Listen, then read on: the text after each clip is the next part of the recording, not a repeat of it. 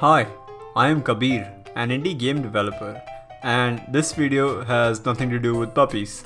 However, now that you're sufficiently happy after having seen these puppers, let me welcome you to the second video in my weekly devlog series, in which I share my workflow and process of game development.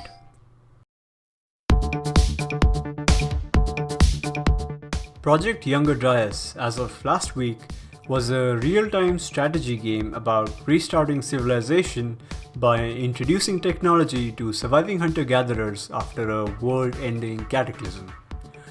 However, this week, there have been a few small changes in the description, and we'll get into those later in the video.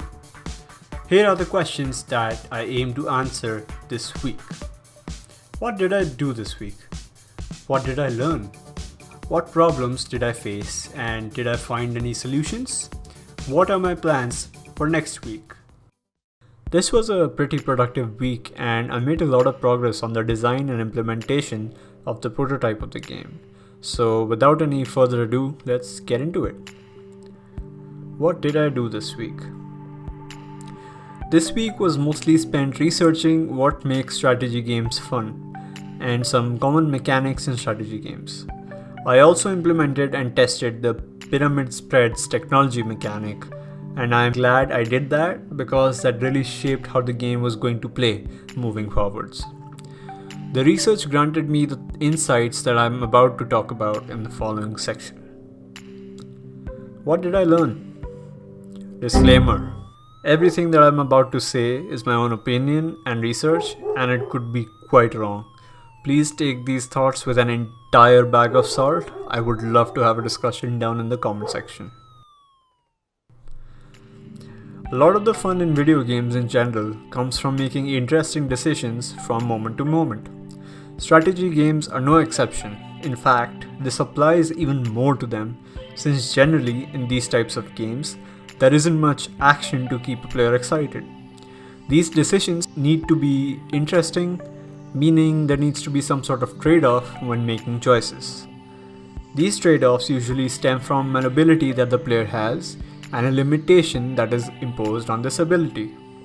For example, the player has the ability to place down buildings, but the game restricts where the player can place said building, based largely on either randomness or the player's past decisions. Another common element of strategy in games like these is the balance between micro actions and macro actions. Let me differentiate between these. Macro refers to the long-term and more abstracted actions that the player takes at any given moment during the gameplay. For example, it might refer to what the player wants to spend their resources on next, and what their long-term objective is, and what their overall plan is for achieving that objective. Micro, on the other hand, refers to the more short-term and instantaneous actions that a player takes on a moment-to-moment basis. For example, moving a unit from position A to position B to construct a building is a micro-action, whereas planning to build several barracks to create an army is a macro-action. In Civ 5, an example of a macro-action would be going for a certain wonder that gives you more science per turn so that it gives you an edge over your opponents towards a science victory. A micro action would be moving your warrior one tile north to give it a terrain advantage on an enemy barbarian unit. A designer's goal is to make the gameplay such that at any given point in the game, the player can make a macro decision, and from that, they can extrapolate a set of micro decisions that enable them to make progress towards their objective. In most strategy games, there's one or more resources that the player has to achieve a certain number of in order to get to their goal. It is a common strategy to maximize the generation of few resources over all of the rest, which are minimized in order to make a beeline towards their objective. This is called min-maxing, and is one of the most common techniques used by players of strategy games to increase the efficiency of reaching their goal. This is often kept in mind when designing a strategy game. These were my thoughts after doing a bunch of research into the design of strategy games. Now we can get into What problems did I face, and did I happen to find any solutions? The main issue that I had with the gameplay in its state at the time was that there was too much waiting around for culture to build up to put down another pyramid. It slowed down the game a lot and just wasn't fun. Yes, you could place down pyramids to create more culture, but in the earlier stages, when you didn't have any pyramids, you still had to wait for culture to build up at a snail's pace before you could put down even one. The solution that I came up with was to turn the game from a real-time strategy, that's an RTS, to a turn-based strategy.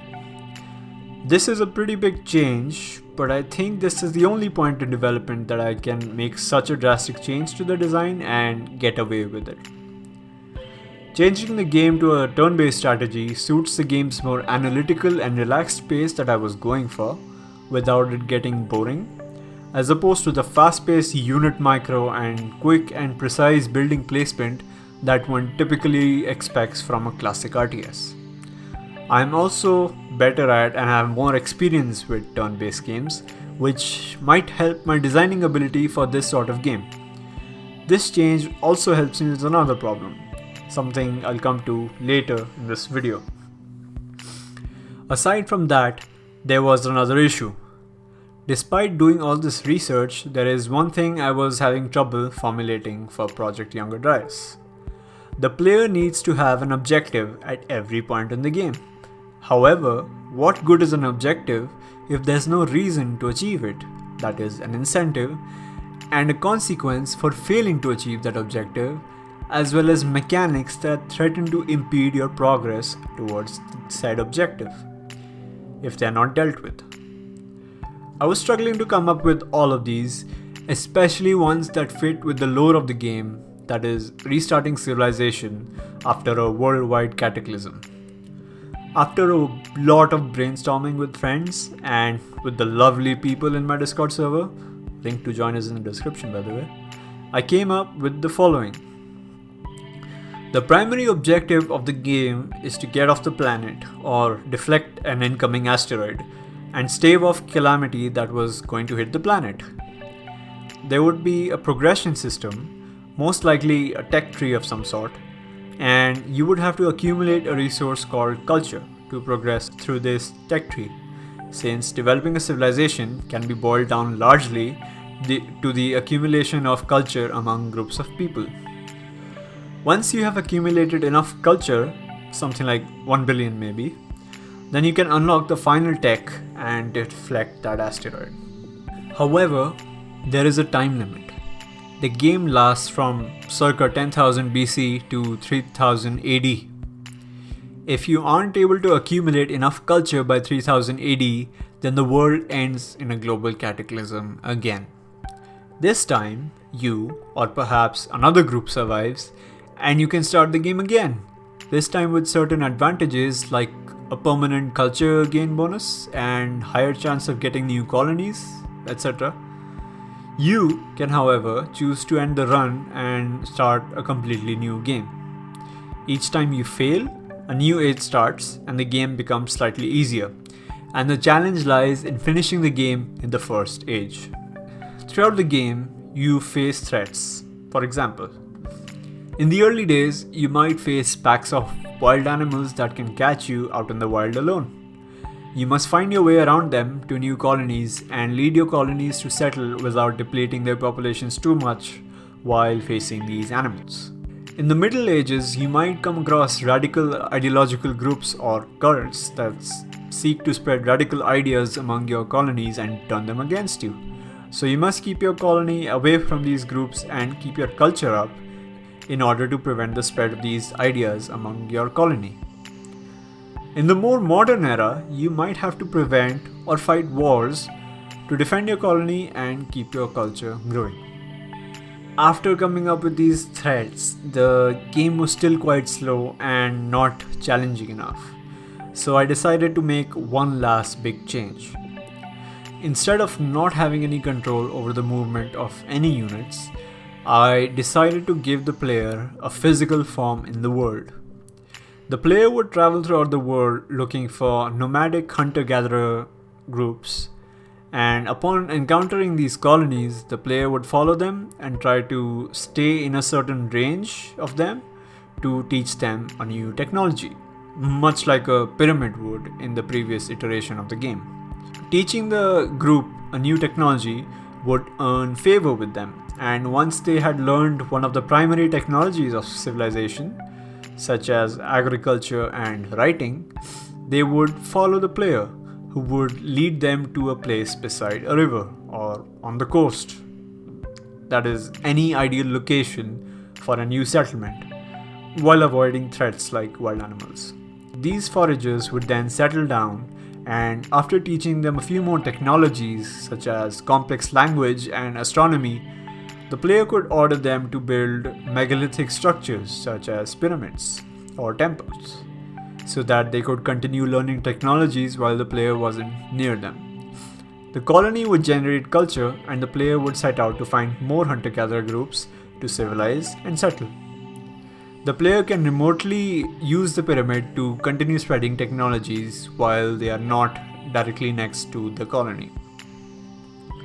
This solved a lot of the problems of the lack of action on the player's part, making the game boring, lack of interesting choices and threats, and a tangible progression. I think this has steered the game into a really good direction, and I'm extremely excited to continue developing this thread. What are my plans for next week? I want to finish implementing the mechanics that I discussed above and continue testing out the gameplay and get the core loop down tightly before I start to work on the art style and progression. That will largely be my work during the following week, and since this week was pretty intensive in terms of research, I will probably do it at a slower pace so that I can tackle this project without the risk of burnout. I am really excited to continue working on Project Younger Dryas, and I will continue sharing my progress with you guys. If you want to actively participate with the development, then the best way to do that is to join the Discord server. The link is in the description. Alternatively, you can leave your thoughts in the comments, and if you like this video, please leave a like, and if you like this sort of content, then please leave a comment down below and let me know. It really helps a lot. Thanks a lot for watching. Thank you for your time, and I will see you next week.